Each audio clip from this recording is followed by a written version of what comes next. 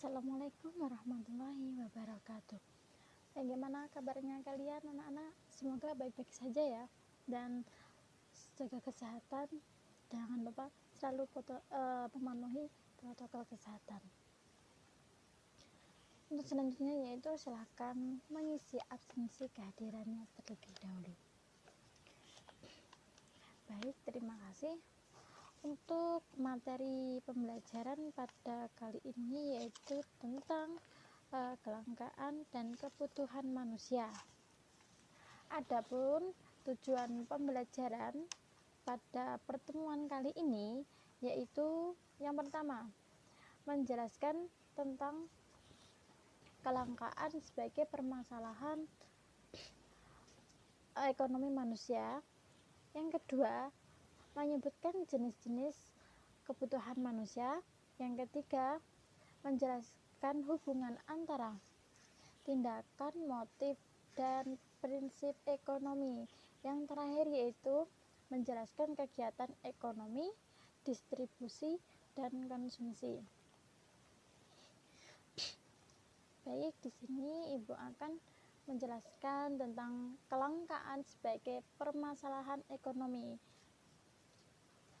Dalam kehidupan sehari-hari, manusia memiliki kebutuhan yang sangat banyak, sedangkan barang dan jasa maupun sumber daya lainnya jumlahnya terbatas atau langka. Kelangkaan sumber daya dibandingkan dengan kebutuhan manusia akan menyebabkan kekurangan atau ketidakterpenuhinya sebagai kebutuhan hidup. Kelangkaan ini merupakan masalah ekonomi manusia. Masalah yang muncul karena adanya kebutuhan yang sangat terbatas, sedangkan alat pemenuh kebutuhan yang berupa barang dan jasa terbatas adanya. Untuk menanggulangi permasalahan ini, maka kita perlu belajar tentang ekonomi.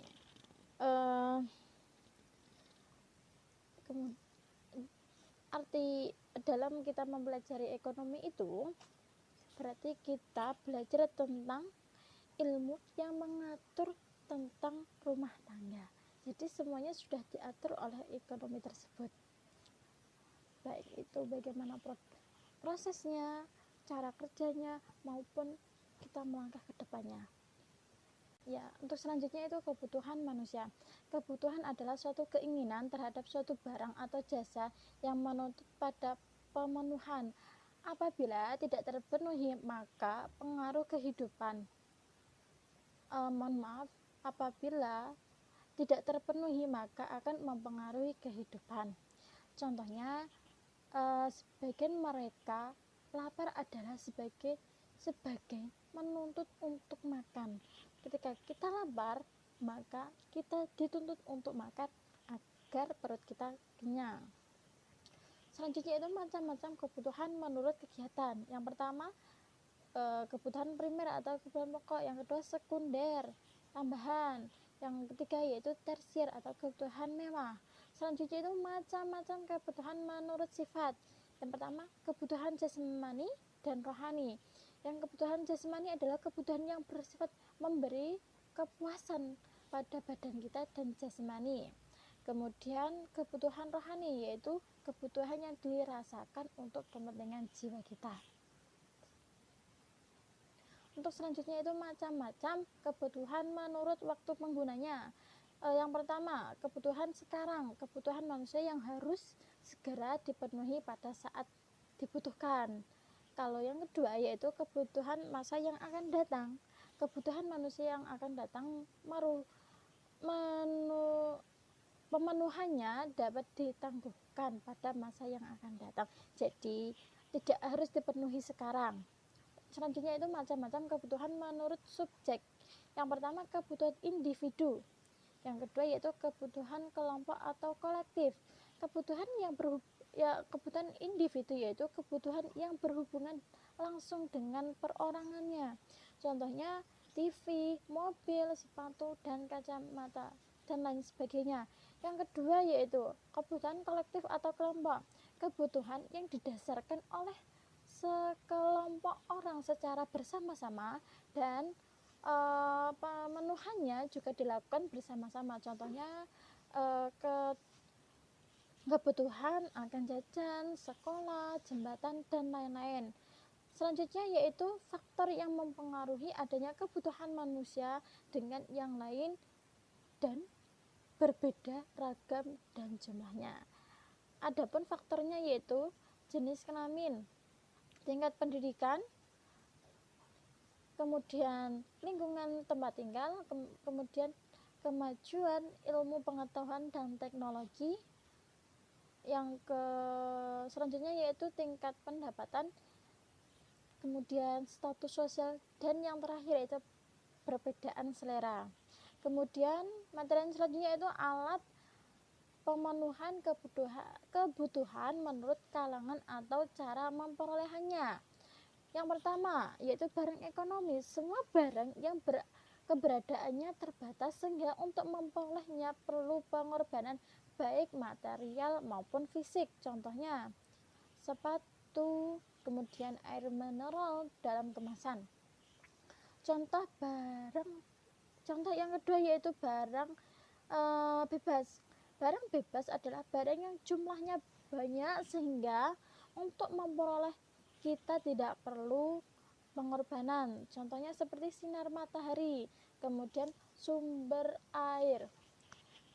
Materi selanjutnya yaitu alat pemenuhan kebutuhan menurut hubungan dengan barang lain. Yang pertama yaitu barang subsidi adalah barang yang dalam penggunaannya saling dapat menggantikan dengan barang lain dengan syarat barang tersebut memiliki kegunaan yang sama.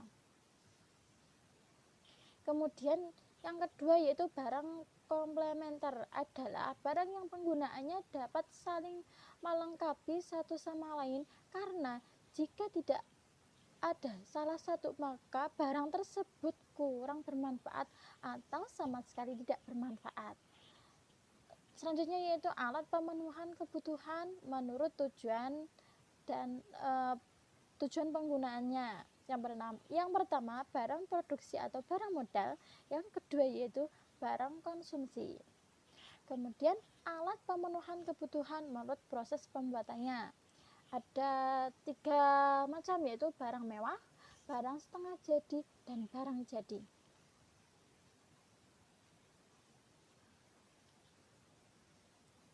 Untuk selanjutnya yaitu tindakan, motif, dan prinsip ekonomi. Tindakan merupakan kegiatan manusia untuk memenuhi kebutuhan hidup, yaitu disebut dengan tindakan ekonomi. Tujuan dari tindakan ekonomi adalah untuk mengendalikan agar pengeluaran tidak melebihi pendapatan yang kita dapat. Sedangkan keinginan atau alasan yang mendorong manusia untuk melakukan tindakan ekonomi disebut motif ekonomi. Motif ekonomi dapat dibedakan menjadi 4. Yang pertama, motif untuk memenuhi kebutuhan. Yang kedua, motif berbuat sosial. Yang ketiga, motif untuk mendapatkan penghargaan. Yang keempat yaitu motif untuk memperoleh kekuasaan. Kegiatan ekonomi itu meliputi kegiatan produksi, distribusi, dan konsumsi. Bagi pelaku produksi, jika tindakan yang dilakukan harus menggunakan bahan baku yang bagus, kemudian tenaga kerja yang terampil, sehingga dalam melakukan proses produksi tersebut agar menjadi efisien dan mendapatkan hasil yang maksimal dan berkualitas. Untuk selanjutnya yaitu beberapa pengertian tentang prinsip ekonomi. Yang pertama, prinsip ekonomi adalah usaha untuk mendapatkan hasil tertentu dengan pengorbanan yang sekecil mungkin. Kemudian yang kedua yaitu prinsip ekonomi dengan pengorbanan yang kita keluarkan untuk mendapatkan hasil yang sesuai dengan yang diharapkan. Yang ketiga yaitu prinsip ekonomi adalah berusaha dengan alat yang tersedia untuk memperoleh hasil yang maksimal. Yang keempat, prinsip ekonomi adalah dasar pemikiran manusia yang diusungkan untuk melakukan tindakan ekonomi. Prinsip ekonomi dapat diterapkan dalam kegiatan ekonomi. Berikut adalah peran dalam kegiatan ekonomi. Yang pertama, peran ekonomi dalam kegiatan produksi, yaitu menggunakan bahan mentah atau dengan menggunakan bahan mutu yang baik. Selanjutnya, mendirikan tempat perusahaan yang dekat dengan bahan mentah atau bahan baku.